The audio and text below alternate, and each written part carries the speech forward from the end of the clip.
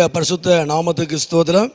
இன்றைய தினத்துக்கான தேவனுடைய வார்த்தையானது சங்கீதம் 22ஆம் சங்கீதத்தில் அந்த 24வது வசனத்தை நாம் பார்க்கும் பொழுது, உபத்திரப்பட்டனுடைய உபத்திரத்தை அவர் அற்பமாய் எண்ணாமலும் அருவருக்காமலும் தம்முடைய முகத்தை அவனுக்கு மறைக்காமலும் இருந்து தம்மை நோக்கி அவன் கூப்பிடுகையில் அவனை கேட்டறினார் என்று சொல்லி வேதத்தில் வாசிக்கிறோம்.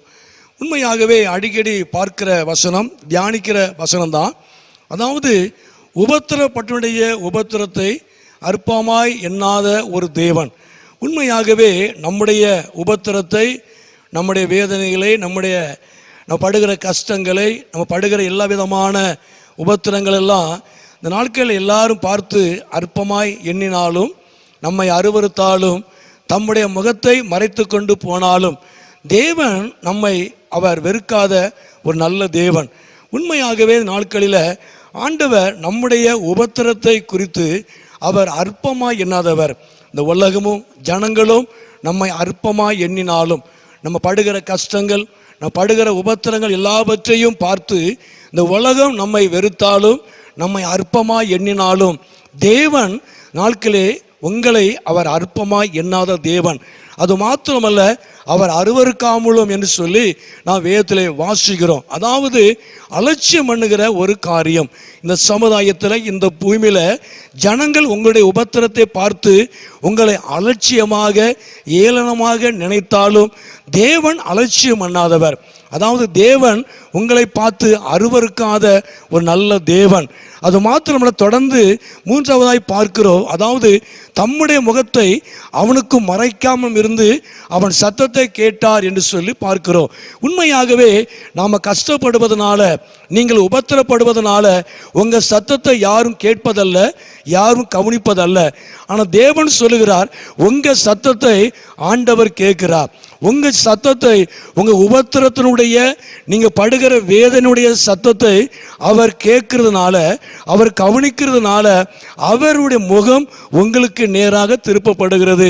நம்முடைய சத்தத்தை, நம்முடைய உபத்திரத்தினுடைய எல்லா விதமான காரியங்களையும் எந்த மனிதர்களும் திரும்பி பார்ப்பதல்ல, பார்த்தும் பார்க்காதவர்கள் போல காணப்படுவார்கள் உங்கள் உபத்திரத்தை பார்த்து, உங்கள் கஷ்டத்தை பார்த்து.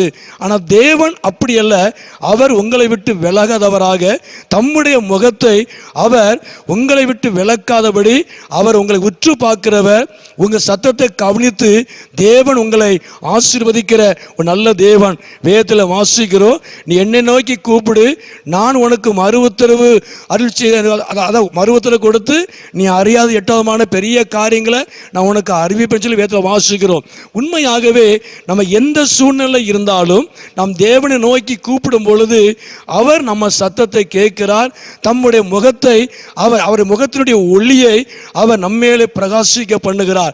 உண்மையாகவே தேவனுடைய மகிமையான ஒளி, மகிமையான பிரசனம் உங்கள் வாழ்க்கையிலே பிரகாசிக்கும். உங்கள் உபத்திரத்தை மாற்றும்படியாக, உங்கள் பிரச்சனைகளை மாற்றும்படியாக, இந்த உலகத்தினால் இங்கே தள்ளப்பட்டாலும் தேவனால நீங்கள் தள்ளப்படாதவர்கள். கர்த்தருக்கு மகிமை உண்டாவதாக.